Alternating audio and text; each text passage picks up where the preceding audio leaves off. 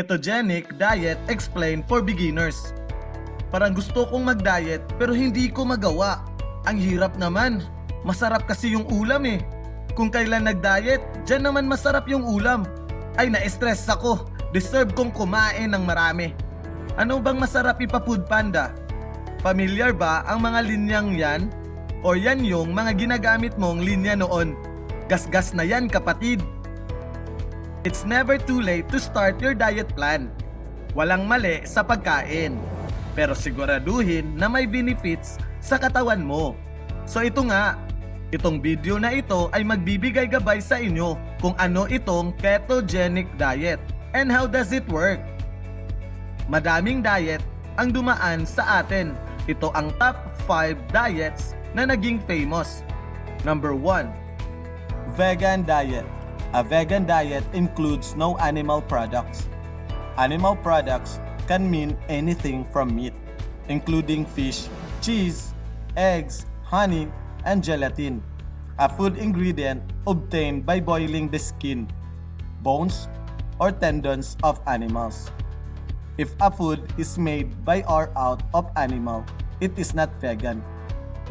Number 2, the ultra-low diet. A very low-calorie diet, also known as semi-starvation diet and crash diet, is a type of diet with every or extremely low daily food energy consumption, often described as a fad diet. It is defined as a diet of 800 calories per day or less. Number 3, intermittent fasting.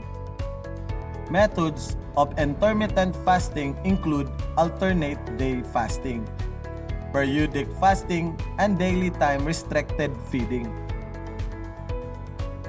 Number 4, raw food diet. Raw foodism, also known as rawism or following a raw food diet, is the dietary practice of eating only or most food that is uncooked and unprocessed. Pero itong ating pag-uusapan ay ibang part naman na diet. Ito ay yung keto diet at paano ba talaga siya nagwo-work sa ating katawan. Maaaring narinig nyo na ang keto diet sa kakilala, sa parents, friends, gym instructor, pero ito talaga ang true definition of keto diet. Ang keto diet ay isang low-carb diet na nakakababa ng blood sugar at insulin level. Ito din ay binabago ang metabolism ng katawan malayo sa carbs at patungo sa fat at ketones. Ano ba ang ketones? Kung walang sapat na insulin sa inyong system, you can't turn glucose into energy. Kaya't ang iyong katawan nag-start na mag-breakdown ng body fat.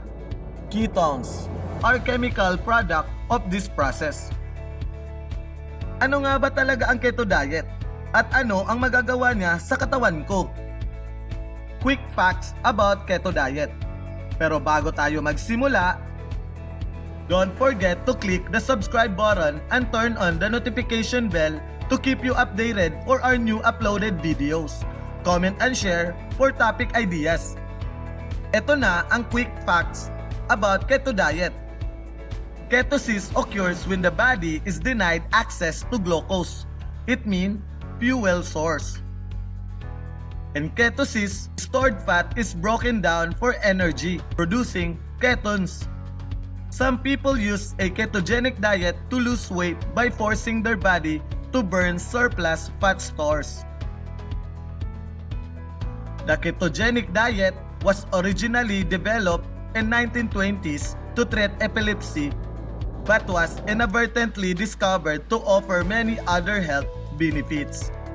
There are multiple variations of the ketogenic diet. Ang ketogenic diet ay isang mabisang paraan upang makabawas ng timbang at lower risk factor for disease. Research shows that the ketogenic diet may be as effective for weight loss as low-fat diet. Napakaganda nitong keto diet kasi makakabawas ka ng timbang kahit hindi mo na binibilang yung calories or kahit food intake mo. one review of 13 studies found the following. A very low carb, ketogenic diet ay mas epektibo para sa long-term weight loss than a low-fat diet. People who follow the keto diet nawala ng average to 2 pounds, 0.9 kg, more than the group that followed a low-fat diet. Kung gusto mo talagang mag-keto diet, ito yung mga foods na dapat mong iwasan. Iwasan ang mga pagkain na carb-based food katulad ng grains, sugars, legumes, rice, potatoes, candy, juice, o kahit ibang prutas. Base the majority of your diet on foods such as meat, fish, eggs, butter, nuts, healthy oils, avocados, and plenty of low-carb veggies. Ito naman ay para malaman kung nag-work ba ang keto diet sa ating katawan. Ang pag-burn ng fat ay tila isang mainam na paraan upang mawalan ng pounds, but getting the liver to make keton bodies is tricky. Kailangan mong i-deprive ang sarili mo sa carbohydrates na mas mababa sa 20 to 50 grams carbs per day. Tandaan na ang medium size na saging ay may 27 grams of carbs.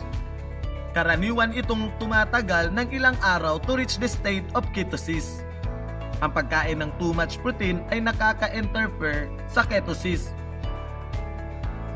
Ketosis is a normal psychological process. Hindi ito mapanganib. Ito lamang ang particular na estilo ng pagkain. Pinapanatili ang iyong katawan sa estado na iyon sa lahat ng oras. Ang ating katawan ay karaniwang nagsusunog ng carbohydrates para sa energy. Kapag pinahigpitan mo ang dami ng carbs, masisira ng katawan ang nakatago na fats na tinatawag ito na ketones upang maging fuel. The aim of keto diet ay panatiliin ang iyong katawan sa isang metabolic state na tinatawag na ketosis. At dyan nagtatapos ang overview sa keto diet at kung ano ang nagagawa niya sa katawan mo. Sana makatulong ito sa inyo. For more tips and tricks on health and wellness, click the videos below. Thanks for watching!